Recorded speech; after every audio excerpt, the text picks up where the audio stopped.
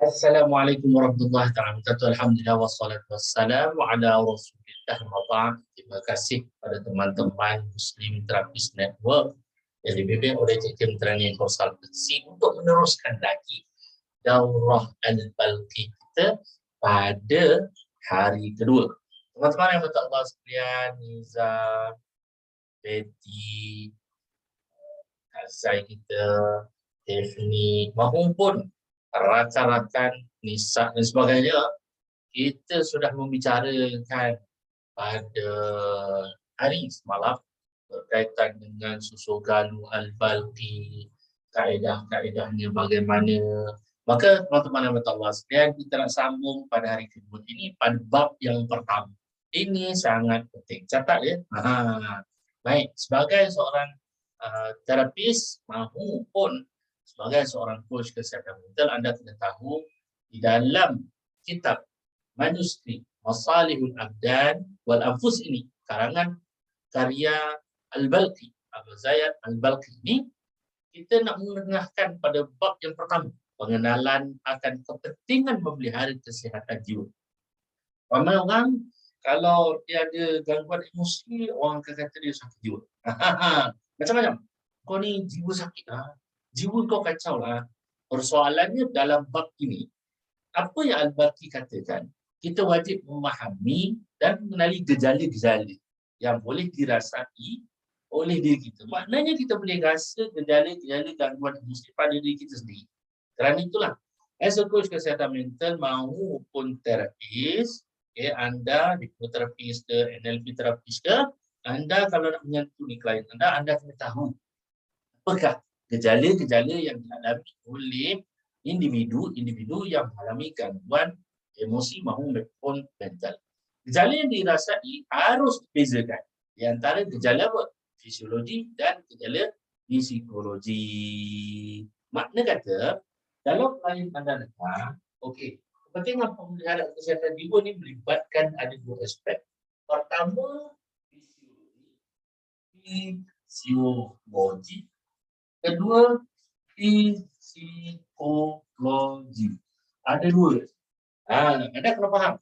As a coach kesihatan mental maupun terapis profesional kesihatan mental kena tahu bahawa gejala-gejala gangguan emosi maupun mental emosi pada diri seseorang, pada klien anda, perlulah anda bezakan antara gejala psikologi maupun gejala fisiologi.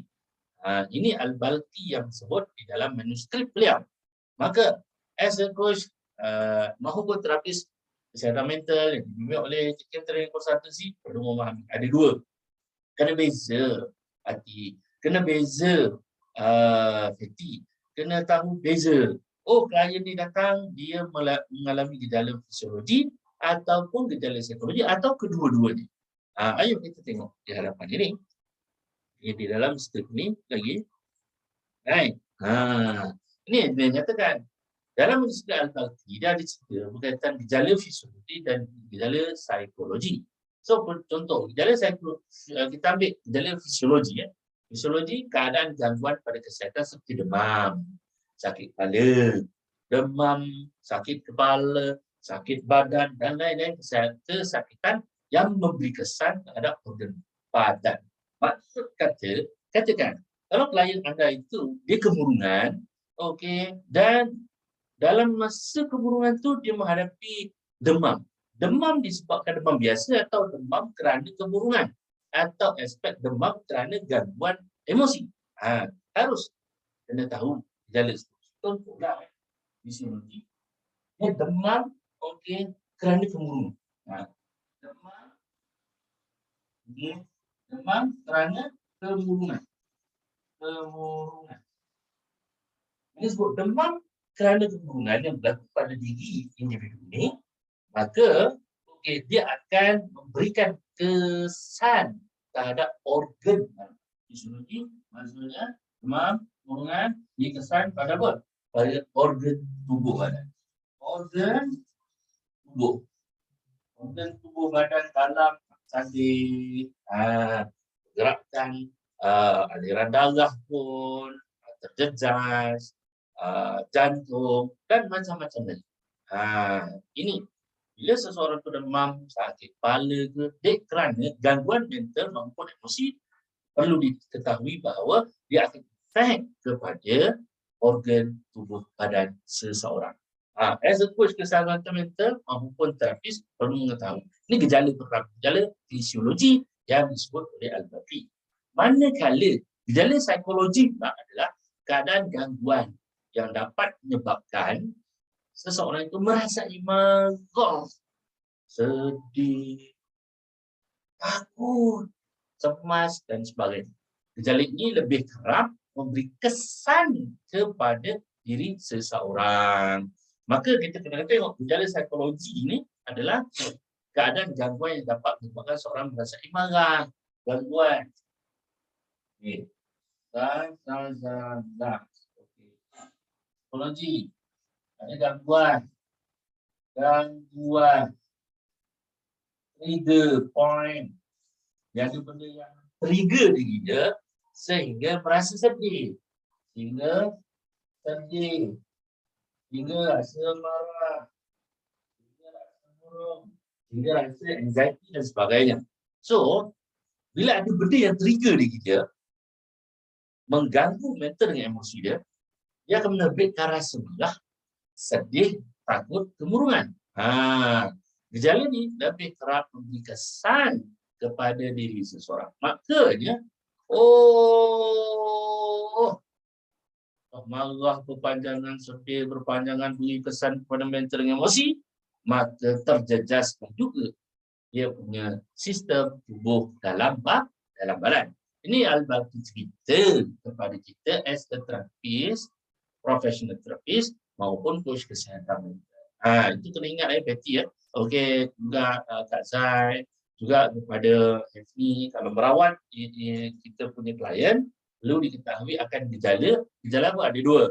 Pertama, gejala apa? Gejala fisiologinya. Kedua, gejala psikologi. Okey, clear? Bagus. Catat baik.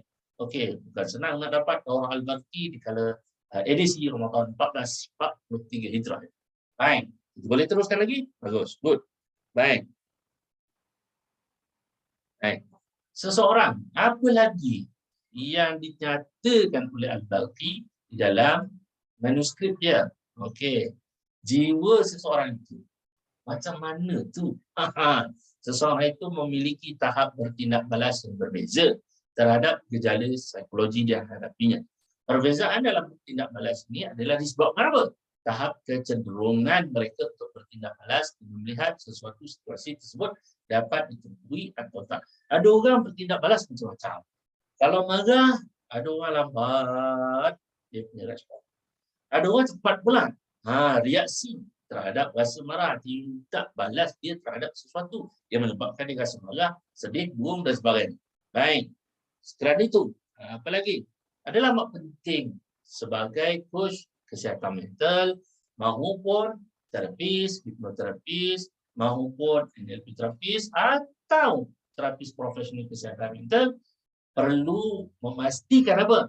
Konsep keresahan tubuh, badan dan jiwa itu selari. Kesihatan tubuh, jiwa dan badan. Tubuh, jiwa, badan selari. Kerana memulihkan gejala fisiologi sahaja tidak memberi kesan kepada seorang. Gejala psikologi juga perlu dititikberatkan. Makna kata, kalau kita nak rawat diri, okey, ataupun as a coach kesihatan mental maupun terapis nak rawat diri klien, bukan hanya gejala fisiologi, kena tengok juga gejala psikologinya bagaimana. Perlu dititikberatkan. Sebagai contohlah, seseorang yang menghidapi kanser payudara. Anda ditanya oleh klien anda yang mengidap kanser payudara. Jadi anda nak buat treatment terhadap kanser dia ke, atau anda ingin membuat treatment terhadap gangguan mental dengan emosinya, kerana tercuit dengan kanser payudara yang disahkan oleh doktor hanya beberapa bulan dia boleh hidup. Contoh, okey. Walau bagaimanapun, perlu dilihat as a coach kesihatan mental maupun terapis yang nak ditangani klien ini adalah dari aspek apa? Gejala fisiologi atau psikologi atau kedua-duanya. yang perlu ditangani. Seorang yang mengidap kanser payudara, contoh, walaupun kesan fisiologi dapat dirasai, kesan psikologi atas kehilangan bahagian tubuh dia itu harus diberikan rawatan agar keadaan kesihatan mentalnya tidak terjejas. Makna kata, kalau orang dia accident, jadi apa yang terjadi pada kaki dipotong, kan? Kaki dipotong. Sebab kerana apa? Kerana accident. Maka walaupun kaki dia tak ada, tapi kadang-kadang yang ada dalam mental dan emosi terganggu kerana melihat masih terasa seperti sakit lagi kaki itu. Okey, terkenang-kenang lagi kaki tersebut. Maka as a professional kesihatan mental maupun terapis yang anda ingin tangani dalam kes klien yang kena kanser payudara ini, bukanlah nak kyorkan kanser dia, nak kyorkan dia punya mental dengan emosi dia agar dia dapat terima bahawa aku ini adalah pesakit kanser payudara dan aku menerima bahawa kanser ini daripada Allah Subhanahu Wa Taala. Inilah yang Abu Zaid Al-Balqi sebut dalam manuskrip dia Masalihul Abdan wal Anfus, bahawa kalau nak menangani individu punya kesihatan jiwa, tangani dengan dua kaedah. Pertama, gejala psikologinya kena tengok, gejala fisiologinya pun kena ditengok. Okey Betty, faham yang jelas Okey, Kak Zai faham yang jelas Bagus, good. Okey, kepada Muslim terapis network yang lain, fahami bahawa Al-Balqi dah cerita pada abad ke-9 lagi tentang isu-isu kesihatan mental dan emosi. Dia kata apa? Nak jaga kita punya kesihatan jiwa, kena tengok fisiologinya, kena tengok psikologinya. Dia dua. Bagus. Good. Okey, ayo kita sambung lagi. Baik. Nampak gaya betul-betul nak belajar tu. Okey. Apabila, dia kata lagi, saya kata lagi, apabila seseorang mengalami kesakitan pada tubuh badan dia sakit, kebiasaannya mereka tidak minat serta keinginan untuk belajar memahami aktiviti-aktiviti berkaitan dengan. Katakanlah, seseorang tu jatuh sakit, dia kena anxiety. Anxiety dia dah teruk lama. Persoalannya, apakah pemikiran dia tu ada keinginan untuk memahami berkaitan aktiviti-aktiviti mentalnya kerana di sebalik kena anxiety. Kebanyakan pada pengalaman saya Betty, Kak Zai, Hefni, Nisa, berdasarkan pengalaman saya menyantuni ramai klien-klien anxiety, bila mereka rasa tubuh mereka sakit kerana gangguan mental emosi, kebanyakan pemikiran mereka ini dia shut down.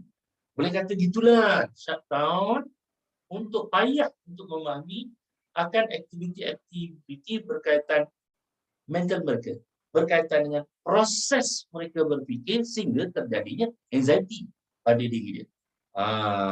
That's why as a coach kesihatan mental dengan terapis, anda nak buat apa? Anda kena educate dulu klien anda terhadap apakah yang sebenarnya berlaku pada diri dia sehingga penyebab faktor kepada anxiety-nya berlaku. Baik. Dan ketika mereka mengalami kesakitan jiwa atau psikologi, tubuh badan mereka akan kehilangan kemampuan untuk menikmati kenikmatan kesenangan pada diri untuk menjurus diri menjadi lebih tertekan dan terganggu. Contohlah kalau kita ambil kita dah tahu berarti dia tengok pada dua gejala. Satu gejala fisiologi, satu lagi gejala psikologi. Okey, clear? Okay. So, sebab tu bila seseorang tu sakit, otak dia tak mampu sebenarnya nak berfikir apa benda aktiviti proses berfikir dalam otak dah tak mampu dah, tak larat kata. Jadi, apa perlu buat? Tipsnya mudah. Educate dulu anda punya klien. Educate ni beri pendidikan dulu terhadap apa yang berlaku pada dia punya gangguan mental dan emosi. Beri sedikit pendidikan dia. Kalau dia terkena anxiety itu sangat, educate dia. Bagaimana dia boleh memperoleh anxiety tersebut dan dia belajar daripada perkara-perkara yang menjadikan dia anxiety, dia dapat belajar sesuatu. Alhamdulillah. Gitu. Barulah clear klien anda untuk menikmati rasa kesenangan hidup dirinya selepas belajar ilmu tentang contoh urusan anxiety, urusan kemurungan dan sebagainya. Okey, clear ya? Betty, Niza, Hefni, Kak Zai, bagus, good. Nisa, good. Baik, kita lihat paparan di hadapan. Apa paparan ini? Maka, apa yang nak dirumuskan dalam bab pertama ini adalah seseorang wajib memelihara kesihatan tubuh, badan dan akalnya. Ini kerana sistem badan kita berinteraksi di antara satu sama lain. Makna kata,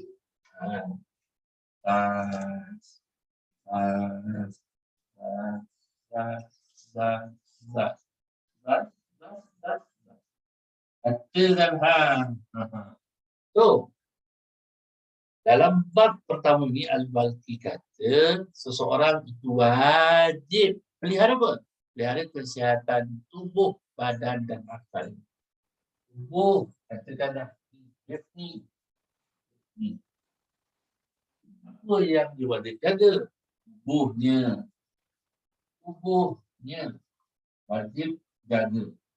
Apa lagi yang dikata? Badan, tubuh badan. Okey, akal. Ayo, ini akalnya wajib jaga. Tubuh, akalnya wajib jaga supaya tak pincang. Kerana dia ada kaitan dengan apa? Dengan sistem dalam badan. Dalam badan ini, dia ada sistem. Sistem dalam badan. Organ-organ dalam badan.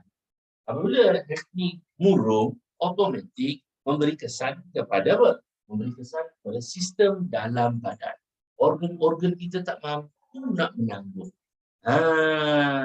That's why, teman-teman yang Allah sekalian, kepincangan hormon yang dinyatakan oleh Al-Balqi, kepincangan hormon yang dihasilkan oleh otak seterusnya menyebabkan ketidakstabilan pada tubuh badan.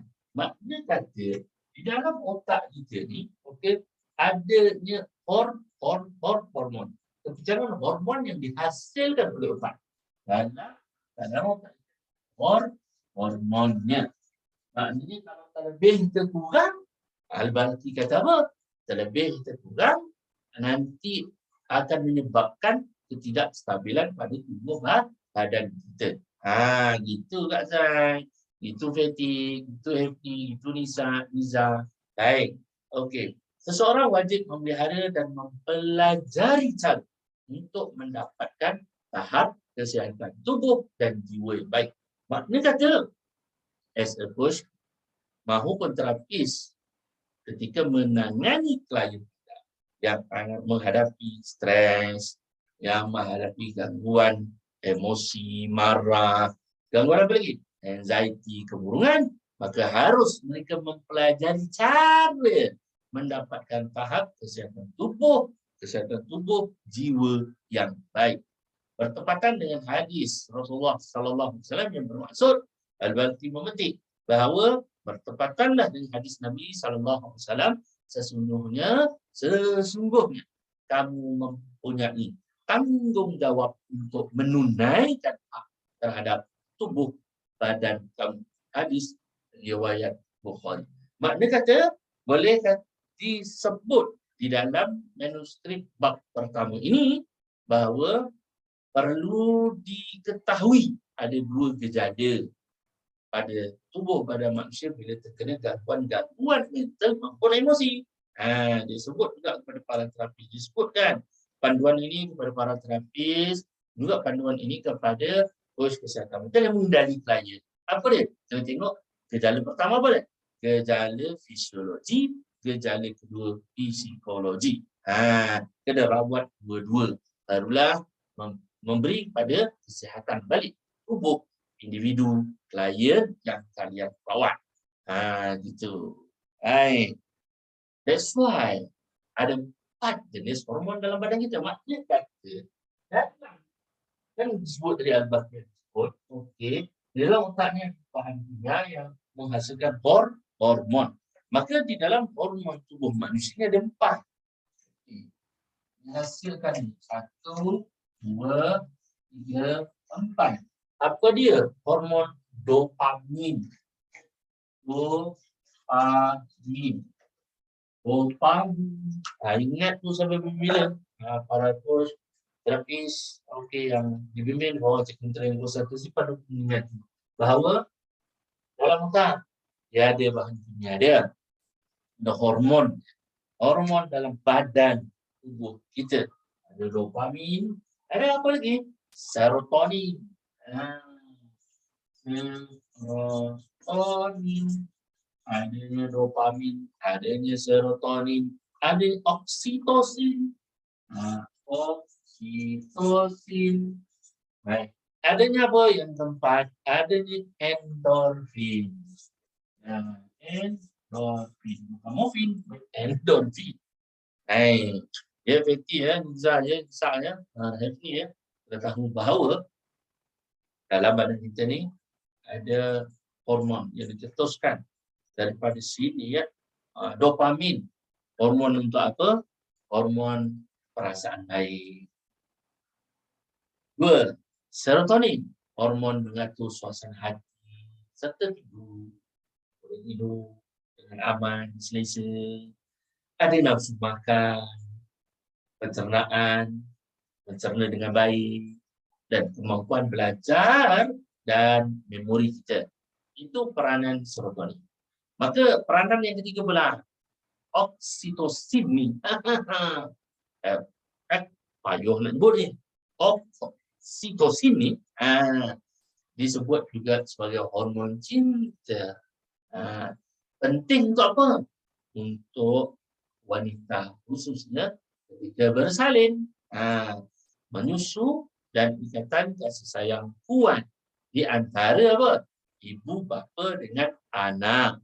Dan yang keempat, hormon endorfin, hormon pereda kepada kesakitan tubuh berpunca dari stres. Ini bermakna sekira-kira kalian as coach kesihatan mental maupun terapis menangani individu, dia duduk je di dalam setting coaching maupun terapi, anda perlu memerhatikan daripada apa yang disediakan itu, anda perlu perhatikan ada 2. Pertama, klien anda datang ke kemurungan, anda kena pastikan 2 perkara. Pertama, kemurungan yang berlaku pada diri dia itu ada tanda-tanda gejala psikologi ke dan juga gejala fisiologi.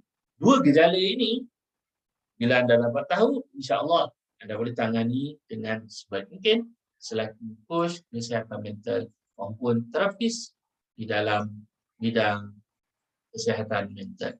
Anda kena tahu tu. Jadi senang nanti. Senang Nisa, senang siapa lagi? Fatty, senang Kak Zaid untuk menangani. Happy juga untuk menangani klien anda dengan sebaik mungkin. Itulah dia pada bab yang pertama. Rumusannya apa? Rumusannya kita tengok bila happy murung katakan. Happy murung katakan. Atau sedih ditandai dengan 2 gejala. Iaitu apa dia? Pertama, 2 gejala fisiologi. Yang kedua gejala psikologi. Wallahu a'lam bishawab. Habislah bagi bab yang pertama yang dinyatakan oleh Al-Balqi di dalam manuskripnya Masalihul Abdan wal Anfus. InsyaAllah kita akan sambung pada bab kedua dan kita rehat dalam masa beberapa minit dari sekarang. Wabillahi taufiq wal hidayah. Wassalamualaikum warahmatullahi taala wabarakatuh.